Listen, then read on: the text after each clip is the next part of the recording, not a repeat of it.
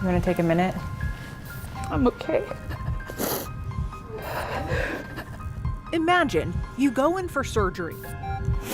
You're on the operating table. The anesthesia starts flowing. Everything begins to fade, and you're out. This is obviously very difficult. Why share your story? It's just been the worst year of my life. I'm disfigured. I feel mutilated. Next, something you didn't expect. A handful of resident trainees put on gloves and enter the operating room. I feel like I did everything right in researching and vetting this doctor,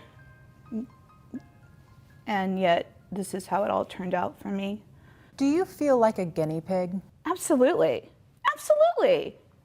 It's called ghost surgery. Ghost surgery is when the surgeon cutting into you is not actually the person you thought was going to be doing the surgery.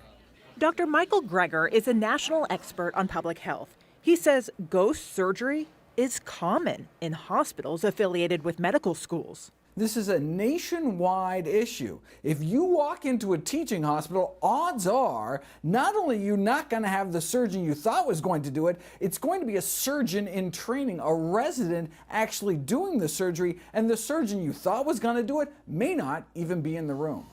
And often, the only way patients find out is if something goes wrong. When Catherine Weber learned she was at high risk for breast cancer earlier this year, she chose to have a breast reduction. She selected a double board certified surgeon at the University of Texas Southwestern, but the surgery didn't go as expected. This is what it looked like. Okay, wow. She says her medical file may explain why. Records show her doctor supervised the operation, and 2 residents in training are listed as being assistant surgeons. I'm like, who the heck are these people?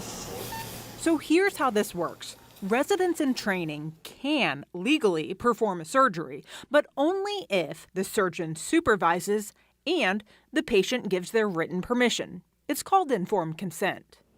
UT Southwestern says Weber gave informed consent, and technically that's true. She signed a 3-page form. Look closely and you can see this one sentence says residents may perform portions of the surgical procedure.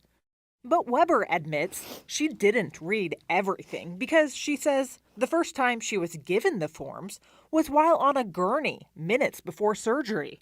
That's just so typical. They do it that way is to railroad you in. They know you're not going to be reading anything. And of course, you're in no mental state to be going through it. You're being rushed through the process. The American College of Surgeons says informed consent is not just a signed document, but rather a discussion conducted by the surgeon about who will participate and their respective roles.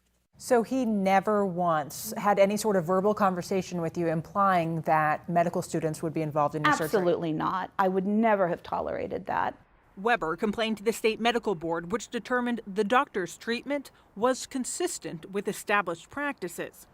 UT Southwestern wouldn't talk to us on camera about their protocol. Instead, sent us an email saying, academic medical centers and teaching hospitals educate the next generation of physicians, and at UT Southwestern, that is no different.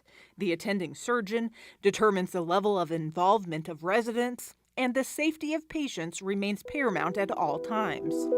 We deserve better than this. That answer isn't good enough. Because I know I'm not the only one that this has happened to, and I know I won't be the last.